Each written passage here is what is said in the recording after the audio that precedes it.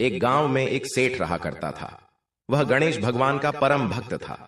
गणेश भगवान की भक्ति उसे पिता से विरासत में मिली थी। वह रोज प्रभु को भोग लगाता, आरती करता, उसके बाद ही वह कुछ खाया करता था। गणेश भगवान की उसके ऊपर विशेष कृपा थी। उसके घर में किसी भी चीज की कमी नहीं थी। केवल उसकी पत्नी को छोड़कर उसे भगवान का पूजा पाठ करना पसंद नहीं था। वह रोज सुबह सवेरे चिल्लाती और एक ही बात कहती कि क्या शोर मचा रखा है, रोज घंटी और शंख बजाकर पूरा गांव इकट्ठा कर लो। सेठ उससे बहुत समझाता, पर वह कहां समझने वाली थी। एक दिन सेठ को किसी काम से बाहर जाना पड़ा। उसने अपनी पत्नी से बड़े प्रेम भाव से कहा, शांति, मुझे एक दिन के लिए बाहर जाना है। इतना काम कर देना कि प्रभु के भोग का ध्यान रख लेना, नहीं तो मेरे प्रभु भूखे ही रह जाएंगे। शांति ने अनमने से बात को सुनी। जब सेठ चला गया तो उसे एक उल्टी चाल सूझी। उसने सोचा, यदि गणेश जी को घर से बाहर निकाल दूं तो रोज रोज की आरती, पूजा, भोग और शंख की आवाज की झंझट ही खत्म हो जाएगा।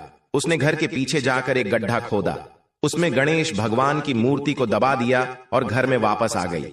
सेठ जब घर वापस आया, उसने मंदिर में गणेश भगवान को नहीं देखा। वह भागा भागा शांति के पास गया और कहने लगा, शांति, मेरे प्रभु कहां हैं?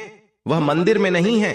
शांति अनजान बनकर बोली, मुझे तो पता नहीं, मैंने तो कल रात धूप, आरती और भोग लगाकर पर्दा लगा दिया था। सेठ पागलों की तरह गणेश भगवान को पूरे घर में खोजा। उसे मन ही मन में पछता रहा था कि यह काम शांति का ही है, उसे ही मेरी पूजा पाठ पसंद नहीं थी। उसने शांति से कहा, शांति, यदि मेरे प्रभु नहीं मिले तो मैं खाना पीना सब छोड़ दूंगा। शांति को लगा 1-2 दिन नाटक करेंगे, उसके बाद सब ठीक हो जाएगा। सेठ को रोते बिलखते 7 दिन हो गए। वह शांति से बोला, शांति, मुझे पता है तुम्हें ही मेरी पूजा पाठ करना पसंद नहीं है। मेरे गणेश जी की प्रतिमा को तुमने ही कहीं छिपाया है। यदि मुझे मेरे गणेश जी नहीं मिले तो मैं कुएं में कूदकर अपनी जान दे दूंगा। अगर शांति मुंह खोलती तो उसका पूरा झूठ पकड़ा जाता।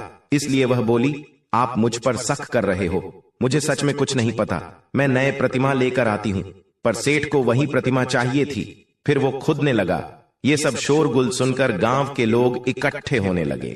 लोगों की आस्था भगवान भी देख रहे थे।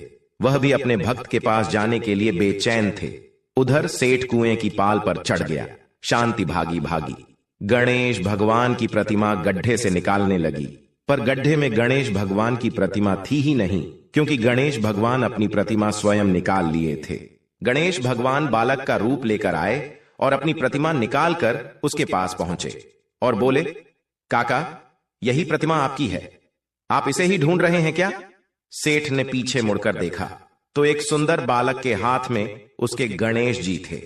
वह पाल से नीचे उतरा, प्रभु को गले से लगाया, रोते रोते स्नान कराया और भगवान को मंदिर में स्थापित किया। वह बालक शांति की तरफ देखकर मुस्कुरा रहा था। शांति सोच में पड़ गई कि इस मूर्ति का पता इस बालक को कैसे चला। सेठ के साथ शांति भी अंदर चली गई। सेठ ने रोते रोते बड़े भाव से गणेश भगवान को स्थापित किया। पूजा करें और उस बालक का खूब धन्यवाद दिया।